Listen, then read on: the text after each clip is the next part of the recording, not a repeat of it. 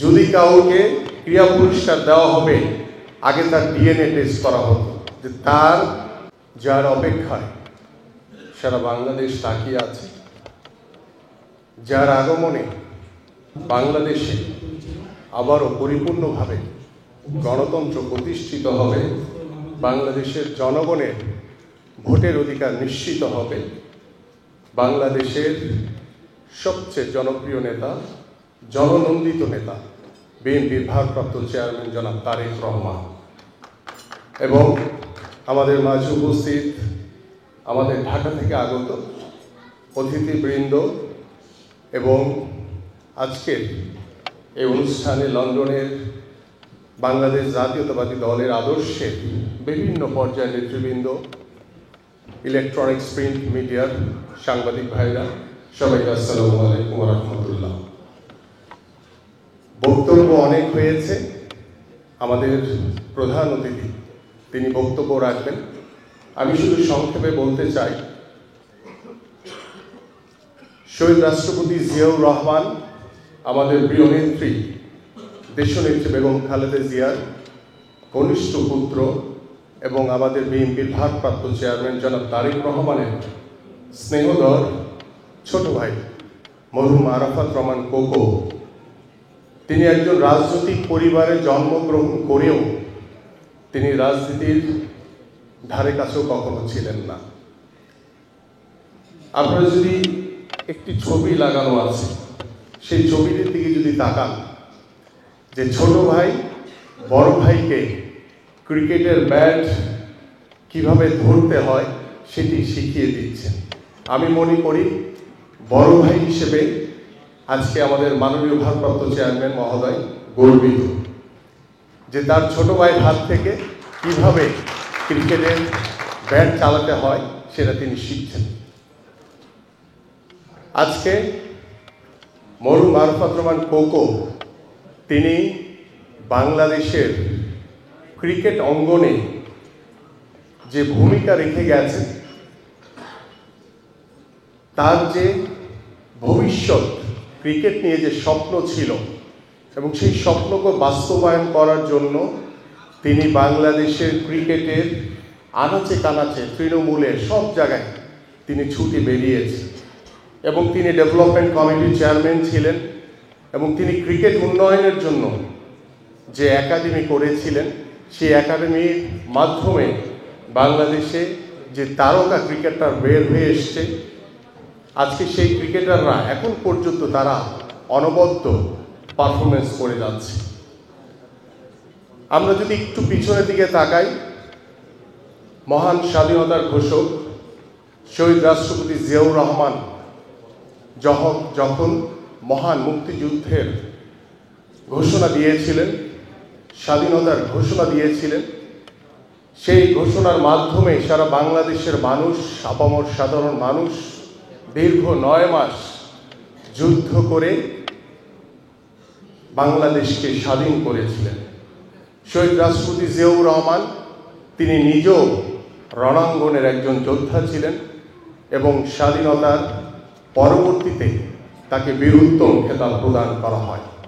সেই যুদ্ধ বিধ্বস্ত জনকীর্ণ বাংলাদেশকে 1975 সালের 7 নভেম্বর সিপাহী বিপ্লবের মাধ্যমে আমাদের এই প্রিয় নেতা শহীদ রাষ্ট্রপতি জিয়াউর রহমানকে রাষ্ট্র পরিচালনার দায়িত্বভার দেওয়া হয়। তিনি দায়িত্ব পালনের স্বল্প সময়ের ভিতরে বাংলাদেশকে সমৃদ্ধশালী একটি বাংলাদেশে গড়ে তোলার জন্য তিনি কৃষিতে, শিল্পে, জনশক্তি সহ সকল পর্যায়ে তিনি যেই প্রভাব বা যেভাবে বাংলাদেশের মানুষকে কাছে টেনে একটি বাংলাদেশকে সমৃদ্ধশালী বাংলাদেশে পরিণত করেছিলেন, ঠিক সেই মুহূর্তে তিনি চিন্তা করেছিলেন যে বাংলাদেশের ক্রীড়াঙ্গনও দলমত নির্বিশেষে আমরা ক্রীড়াঙ্গনকে যদি শক্তিশালী করতে পারি, খেলাধুলার চর্চার মাধ্যমে আমরা একটি সুস্থ জাতি, একটি জাতির মেরুদণ্ড হিসেবে আমরা গড়ে তুলতে পারব। আপনাদের সকলেরই অনেকেরই মনে আছে যে 1976 সালে তিনি প্রথম জাতীয় ক্রীড়া পুরস্কার প্রবর্তন করেছিলেন, যা আজ অবধি চলমান রয়েছে। তিনি যখন করেছিলেন তখন দলমত ঊর্ধ্বে গিয়ে যারা যোগ্য ছিলেন তাদেরকে পুরস্কৃত করা হতো। বাট গত 17 বছর স্বৈরাচারের আমলে দেখেছি, যদি কাউকে ক্রিয়া পুরস্কার দেওয়া হবে, আগে তার ডিএনএ টেস্ট করা হতো যে তার পরিবারে কেউ বিএনপি আছে কিনা, যদি থাকে তাহলে তার পুরস্কার বাদ, আর যদি আওয়ামী লীগের হয় তাহলে তাকে পুরস্কার দিতে হবে, সে যোগ্য হোক বা অযোগ্য হোক। আমরা সেই প্রেক্ষাপটের কথাটা এই জন্য মনে করিয়ে দিলাম যে আমাদের তৎকালীন শহীদ রাষ্ট্রপতি জিয়াউর রহমান যখন তিনি রাষ্ট্র পরিচালনার দায়িত্বভার গ্রহণ করে চলমান ছিলেন, রাষ্ট্র পরিচালনা করছিলেন, তখন বাংলাদেশের আইসিসি ট্রফি 1979 সালে প্রথম বাংলাদেশ আইসিসি ট্রফিতে অংশগ্রহণ করে। তিনি এইভাবে ধারাবাহিকতায় বাংলাদেশের ক্রীড়াঙ্গনকে একটি সুদৃঢ় অবস্থায় তৈরি করে দিয়ে গিয়েছিলেন। তারই ধারাবাহিকতায় আমরা আমাদের প্রিয় নেত্রী দেশনেত্রী বেগম খালেদা জিয়া যখন 1991 সালে রাষ্ট্র পরিচালনার দায়িত্বভার গ্রহণ করেন, আমরা তখন দেখেছি, আমি খুব ছোট তখন, আমি দেখেছি যে বাংলাদেশে ক্রীড়াঙ্গনকে দলীয় মুক্ত রাখার জন্য তিনি সকল প্রকারের সংগঠকদের নিয়ে আমাদের ক্রীড়াঙ্গনের কার্য পরিচালনা হয়েছিল। এবং পরবর্তীতে আমাদের আরাফাত রহমান কোকো ভাই, তিনি বাংলাদেশের ক্রিকেটকে এত বেশি পছন্দ করতেন কারণ তিনি নিজেই ক্রিকেট খেলেছেন এবং তার হাতের গড়া ওল্ড ডিএইচএস ক্লাব, যেটি পরবর্তীতে বাংলাদেশের প্রিমিয়ার লিগে অত্যন্ত সুদৃঢ় অবস্থানে ছিল, এখনও ক্লাবটি রয়েছে, বাট তার অবস্থা খুবই জরাজীর্ণ অবস্থায় রয়েছে।